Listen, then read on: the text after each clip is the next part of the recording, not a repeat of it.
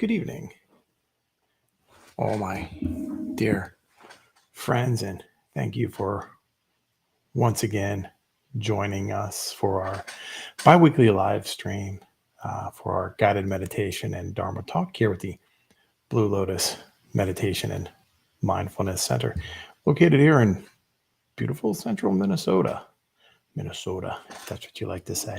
Some people say it with their regional accent, and I think it's so lovely how just listening to how people talk. It's really important listening to what they say and how they say uh, certain phrases and words and so forth. So thank you once again for joining us. So today is September 5th, 2022. It's 6:01 p.m. here in the Central Time Zone where I am. And tonight's topic will be considering our vulnerabilities as strengths. So very often we try to hide what we feel are our weak points or where we may be vulnerable. But for tonight's talk, I'd ask that we consider different. Right? We'll kind of reverse that role around. We'll see where that takes us as we go along. But before we get into our Dharma talk, why don't we just begin with our wonderful guided meditation on recognizing needs. And so why don't we take a moment to begin and to settle our bodies into a comfortable position, whether it's sitting up or laying down, whatever works best for you is always what is needed. You may close your eyes or keep them slightly open with a soft focus. If you're sitting down, maybe looking a few feet in front of you, perhaps you just have your eyes closed. And breathe in. Pause. And slowly exhale. And while you sit or lay there, you're warmly invited to just allow that half smile to rest on your face as well.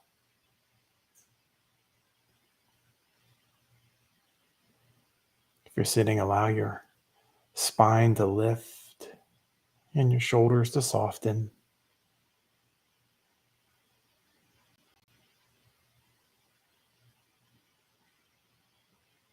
Soften your belly as you continue settling in.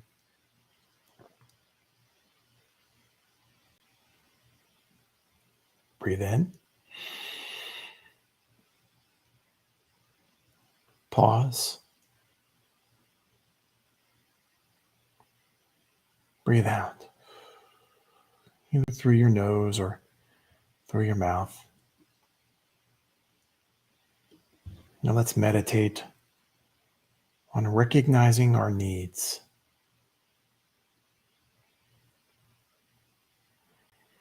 Go ahead and pick a location in the body where you can feel the body breathing.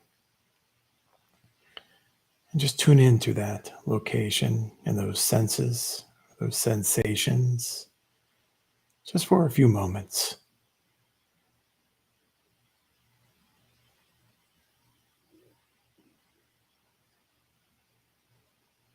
Maybe feel your rib cage moving up and down as you breathe, moving up as you inhale and falling as you exhale.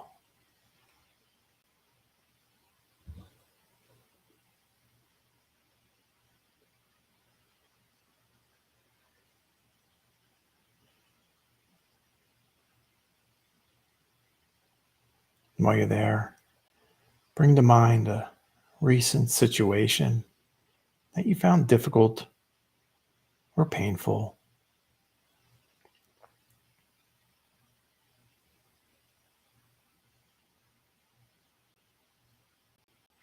And then without falling too far into that story, acknowledge how this experience feels in this moment.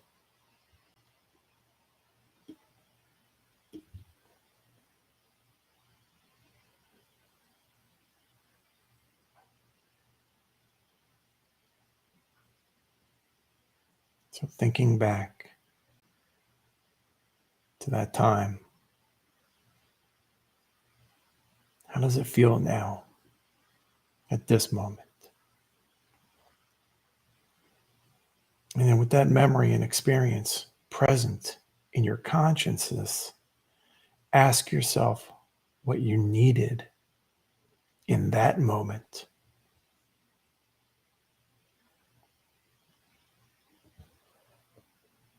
Focus on general emotions like compassion or understanding or insight, maybe even curiosity.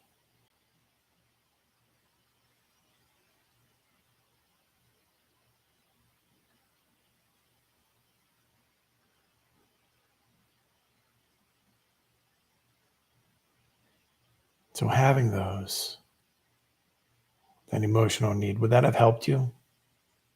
Think about if that would have helped you.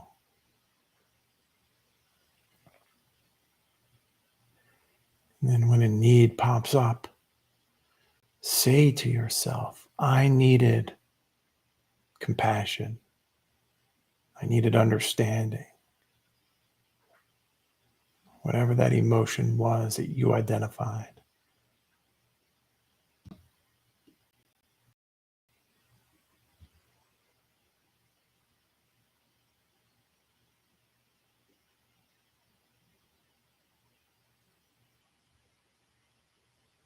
Continue to tune into other needs as well, and really pausing to acknowledge each one.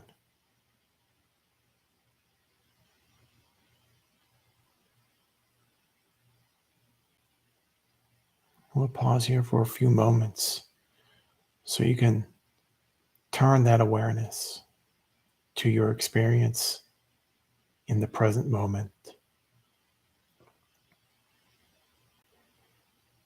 And breathe in.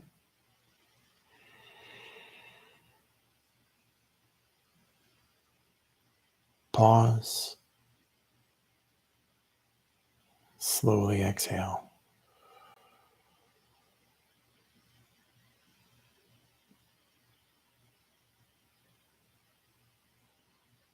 Refraining from stories and goals. Ask yourself what you need right now.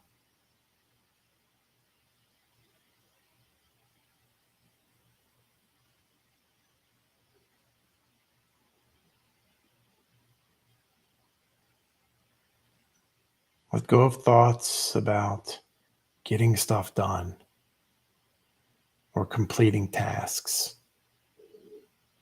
or even pleasing others. Let those go. This time is for you.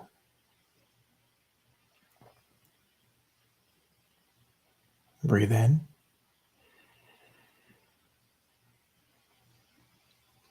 Pause. Slowly exhale. Focus on your deeper needs of self-care, patience,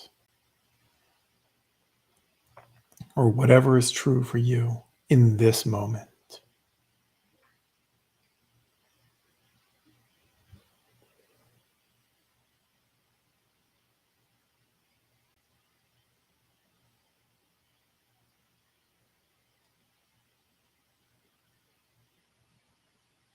Maybe it's compassion.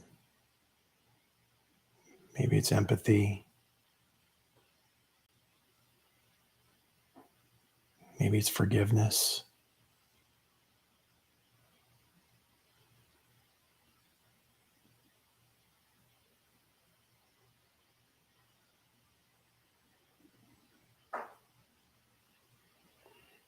And then as we begin to wind down, reflect on your own capacity to meet your needs. Can you do something to meet those needs right now?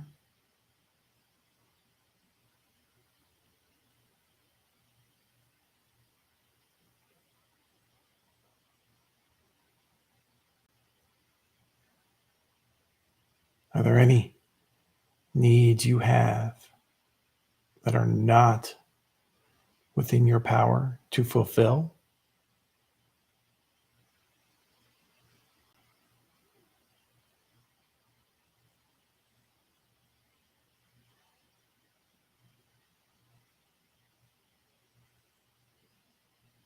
And for the next few moments, go ahead, offer yourself self-care and compassion and patience.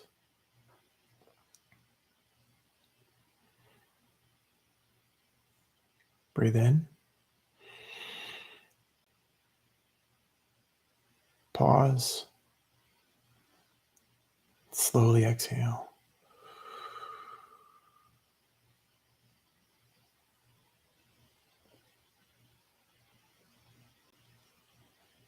Go ahead and begin to open your eyes and slowly reorientate yourself to your surroundings before you stand or move around.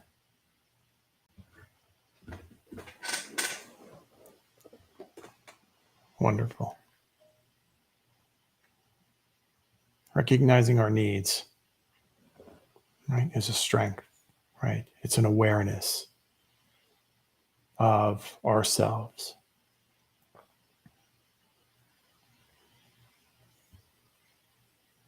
And although we may have, different types of needs for different situations or circumstances,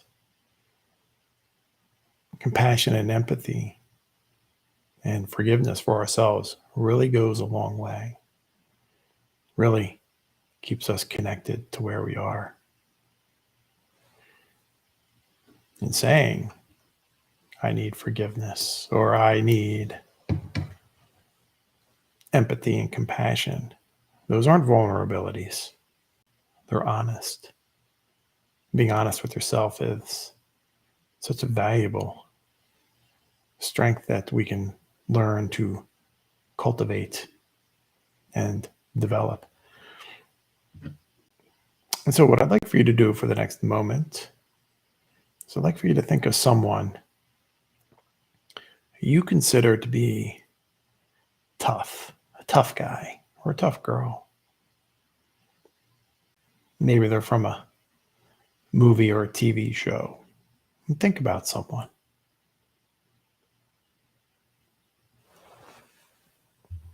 Think about what made them tough.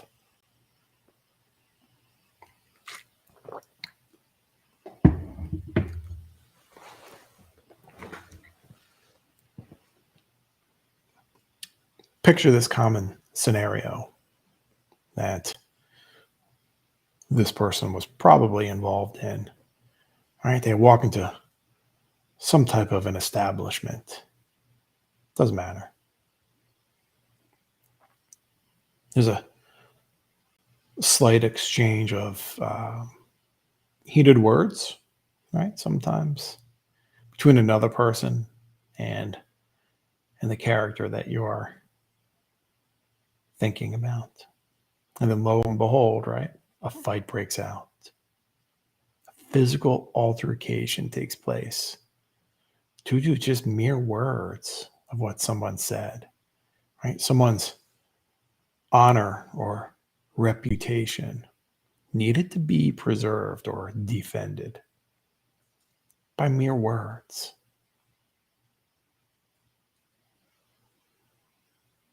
So think about that for a moment. They never touched him or her. They just said something. Maybe they looked at him kind of funny and said something. And this tough person has to respond violently. Suppose I told you that very action in and of itself is truly a weakness, right? It's a weakness within that person. Because imagine yourself being so easily manipulated into uncontrollable violence due to what someone just says.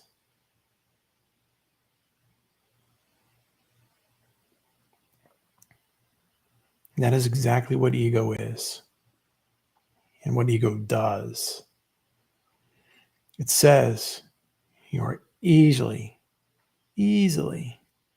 at the beck and call over what someone else may say.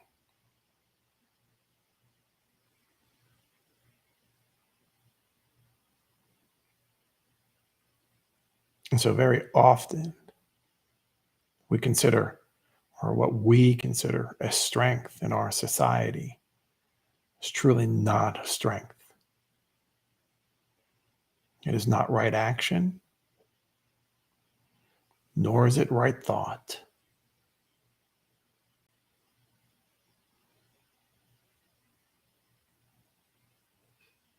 Physically harming someone or not able to balance your emotional state, right? Over just words, certainly not right thought. So, what if we've been taught all our times, since we were younger, we're taught what we consider strengths are truly those weaknesses? Then wouldn't that mean what we have been told are weaknesses are actually strengths? So think about that for a moment. Consider that, reflect on that. Maybe what we consider weakness is truly a strength.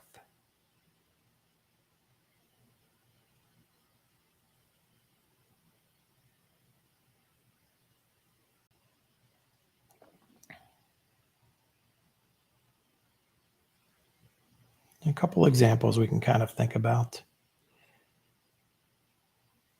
And one being truthful about our feelings. Very often we try to hide our sadness or anger because we don't want others to know how we're feeling. And why is that?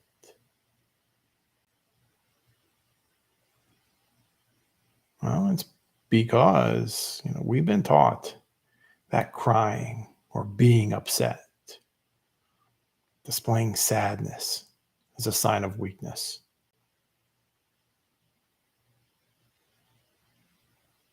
And good example is a saying that maybe we find something joyful and we cry, but maybe you've heard the saying, "Oh, somebody must be cutting onions." Right? We may find a very joyful situation or story, something that's very heartwarming and uplifting, and it brings us to even joyful tears. But we say, "We're cutting onions," or "Somebody must be cutting onions," because we don't want to be honest with others or with ourselves that, wow, this is a joyful story.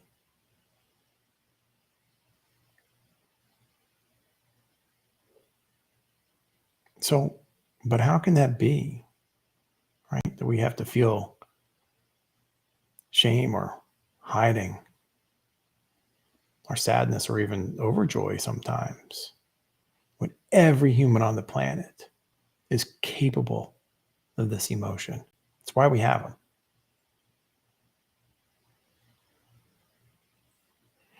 And letting someone that this feeling is present within you may actually strengthen that connection you have with them. It displays trust. and vulnerability. And so when you demonstrate that vulnerability, that I am feeling sad or overly joyed, I am showing you trust. And that is a strength. And so telling someone how you feel with kindness and gentleness, it's nurturing yourself as well and your own well-being as well.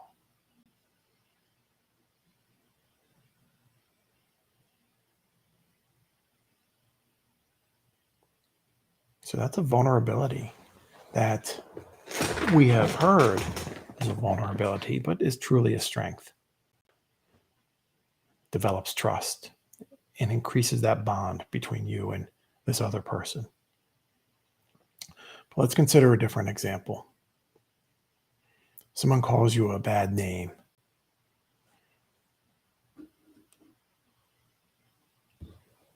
We've probably all heard ourselves called something negative or derogatory at one point in time. And so think about that. Think about, what was your first reaction? And your first reaction may have been to respond, right, by calling them something back, another bad name. Or in the case of the tough person that you thought of earlier, maybe there was a physical response just by words.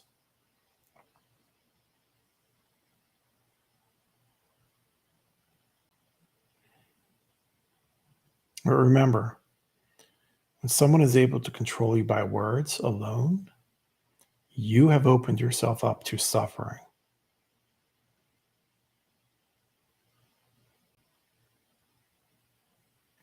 You are allowing yourself, your ego, to perhaps feel broken or cracked, threatened, needing to be defended, increasing your suffering. That other person is suffering too. People who are, people who are well balanced and at peace with themselves don't refer to others in derogatory terms. So instead, if something like that presents itself, or a situation presents itself, it's a wonderful time to allow ourselves to be vulnerable by not responding, practicing the non-doing, the non-being reactive.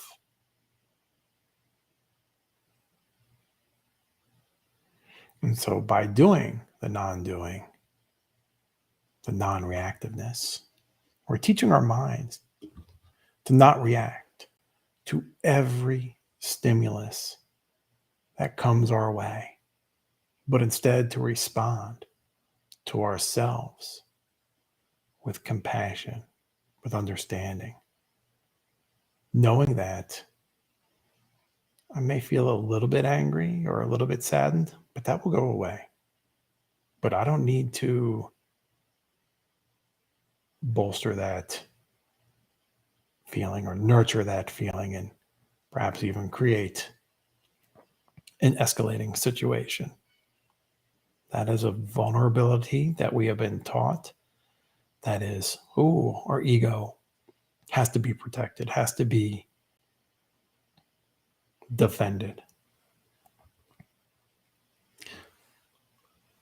And just as important, this also lets others know that you are in tune with your mind and body, that you are the master and able to maintain discipline over your reactions in time of stress.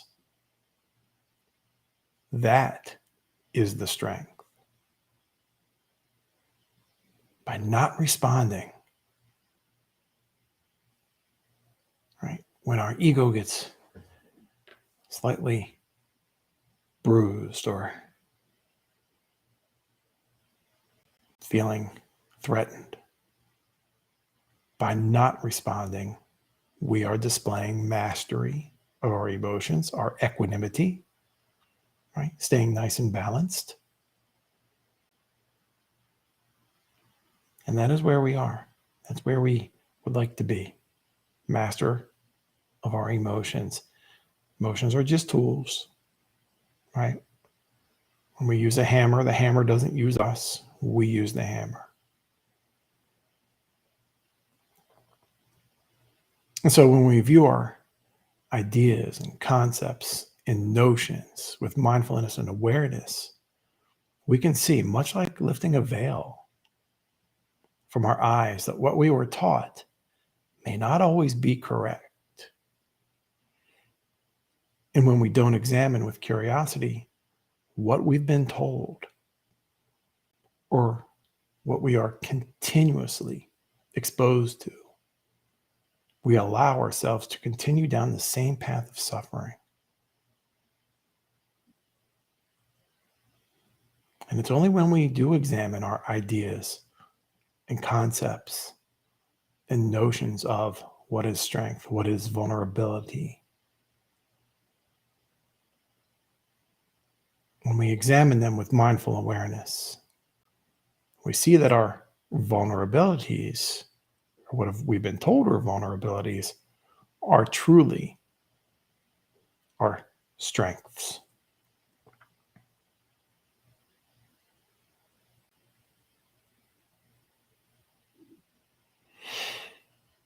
No, thank you, my friends.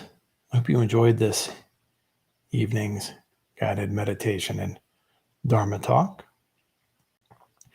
Our next Dharma talk will be on September 19th at 6 p.m. Central Time, and understanding failure and success with mindful awareness. What is going on there? Kind of like what we talked about here. Maybe what we've been taught isn't always the way the situation truly could be. Our final silent retreat for the season, September 25th, which is a Sunday, 7:30 a.m. until about 4:30. As always, it is a free event. You're more than welcome to stay with us all morning, all afternoon, the whole time. Also, our weekly sanghas, our healing sangha, our veteran sanghas, new beginning sanghas, rainbow and teen sangha, all throughout the week. Check out our website for free registration and for the necessary times that we can meet.